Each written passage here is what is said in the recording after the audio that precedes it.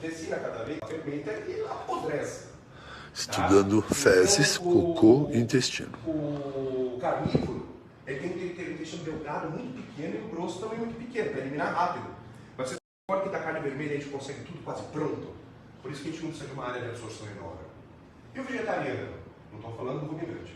Estou falando da cabra. Ela come vegetal, então ela precisa de uma superfície muito grande para fazer tudo desse vegetal.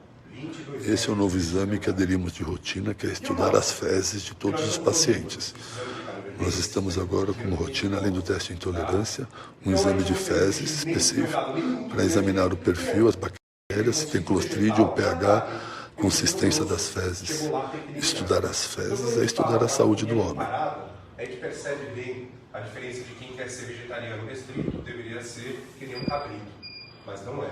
Então faltam sim Clostridium relacionado ao autismo. Porque a gente sabe que o processo inflamatório que pode acontecer na diverticulite. Aumento de Clostridium está relacionado com o estímulo de doença autoimune, como retocolite ulcerativa e mal de Crohn. Retocolite ulcerativa são divididas em 5 doenças. Tá? E se a pessoa está controlada da retocolite ulcerativa ou do mal de Crohn e aumenta o Clostridium tende a ativar ou piorar. Lembrando que a gente divide isso em SBD e SBI. Já devem ter ouvido falar.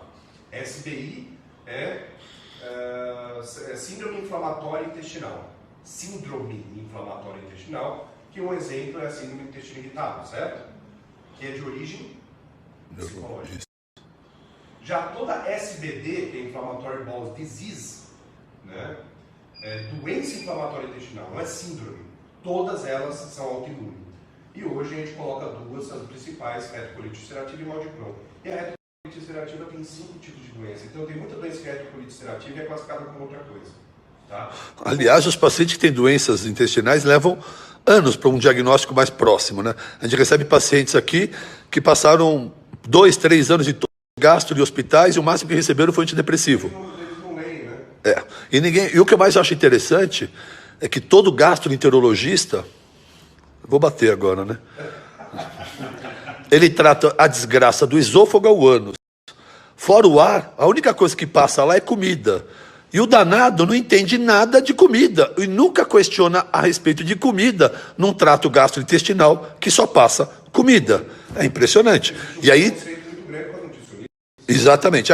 Aí um gastroenterologista só vai ficar entre endoscopia, omeprazol, ranitidina e não vai resolver nunca nada. A alopatia cuida da doença já estabelecida. Exato, cara. Né?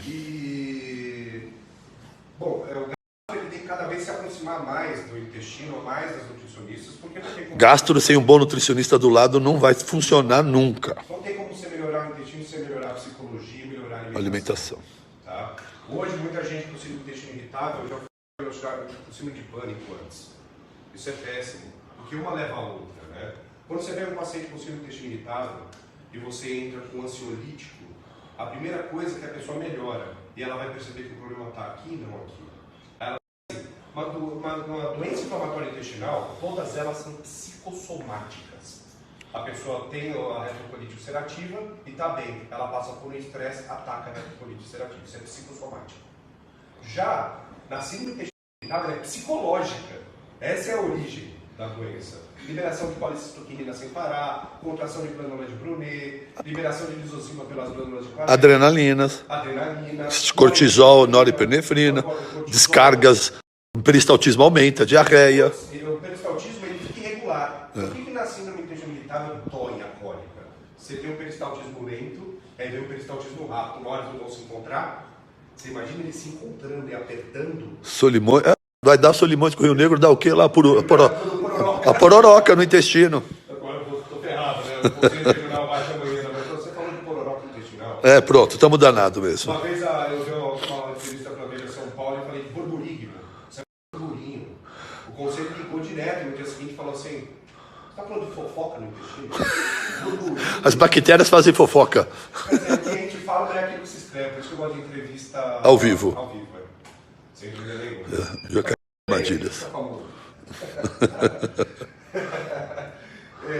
Então é por isso que a gente tem essas duas condições. E o Clostridium é o seguinte: nasceu o Clostridium, ele tem que pensar muito em diminuir fonte de proteína, entrar numa fonte de proteína que seja mais fácil de ser absorvida, para não sobrar resíduo para ele, e pensar muito na realocação de patógeno.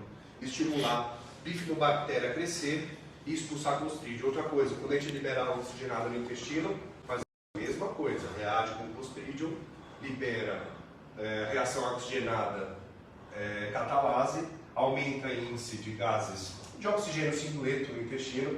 E o que acontece? Magnésio é fundamental para que possa produzir uma bactéria chamada peroxidase, que nada mais é do que um lactobacilo com água oxigenada, peroxidase, que é asséptico, que é importante como proteção imunológica para o intestino. Então, lactobacilos e bifidobactéria andam juntos para combater Clostridium, certo?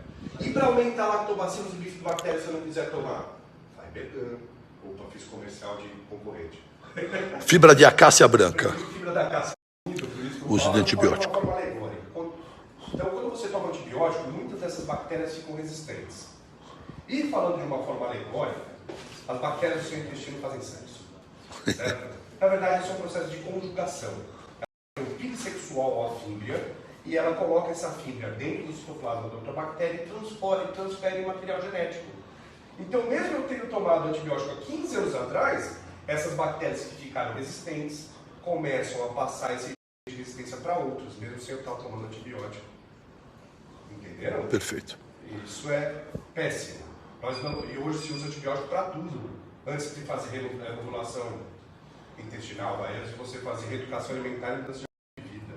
Reeducação alimentar e mudança de hábito de vida pode impedir até de você fazer uma quimio. Porque você entrou no eixo. Como uma pessoa que está zoada no intestino, está péssima no intestino, está com câncer intestinal, ou seja, já é um resultado de um processo de desequilíbrio de anos. O cara está horrível. E aí qual que é a diretriz médica? Direto à quimioterapia. Aquela pessoa está pronta para receber quimioterapia. O terreno dela? Não está. Agora, médico, por ser diretriz, ele dá a quimioterapia justamente para sofrer com conselho. Para se proteger. Se o paciente piorar, você vai pegar em cima dele. Por que você não deu? Né? Agora, por que não tentar preparar esse terreno biológico em um mês e meio, às vezes mês? Limpar esse terreno dele. Limpar o terreno, proliferar a bactéria, melhorar Boas. a saúde. Nem que o cara vai fazer exercício geriátrico ou fisioterápico. Melhorar essas condições. Será que realmente eu vou precisar da quimio? Será que o meu corpo sozinho não vai se recuperar porque eu trouxe ele para o eixo? Isso é uma coisa que a gente não tem a possibilidade nem de estudar. Porque como a terapia... Porque isso nunca vai acontecer. Nunca, porque a quimioterapia é prescrição imediata. Se você não fizer isso, você está assumindo um risco muito grande. Lembrando que aqui no Instituto, Bruno, a gente atende muito pacientes com câncer. O protocolo nosso é não contestar a quimioterapia do oncologista. Nós nos colocamos como médicos assistentes do oncologista, não queremos briga. O que fazemos é melhorar a imunidade, dar suporte nutricional e metabólico para o paciente suportar as terapias convencionais. E dessa forma, todo mundo anda de mão dada. E de mão dada. E eu sempre falo para o meu paciente o seguinte: falo ao meu paciente, diga ao seu oncologista que eu, Baracate, não vou colocar você entre a cruz e a espada, porque se eu bato com os meus conceitos contra o oncologista, quem sofre? É o paciente, que está procurando ajuda. Aí fica aquela guerra de vaidade entre médicos, linhas diferentes, o paciente no meio. Há uns anos eu já falei assim, diga ao seu oncologista que eu sou um assistente, leva toda a minha prescrição, leva a minha dieta, diga para ele que tudo que ele concordar eu acato, que ele discordar eu acato. Desde que eu fiz isso, nunca mais um oncologista falou não para nada. Não, essas coisas bobas pode fazer tudo, não tem problema. Só não faz nada restritivo. Ou aí outro dia um cara ligou, eu não queria tirar o açúcar do paciente com câncer de intestino. Falei, amigo, eu não vou tirar o carboidrato. Desculpa, eu aceito tudo, mas não tirar o açúcar. Isso não vai rolar, eu vou tirar o açúcar do paciente. Você é o oncologista do Adilson. O oncologista que está vendo a gente, viu? Se der certo, pode falar que o sucesso é seu. Sempre digo isso também, não precisa dizer nada nosso, nada.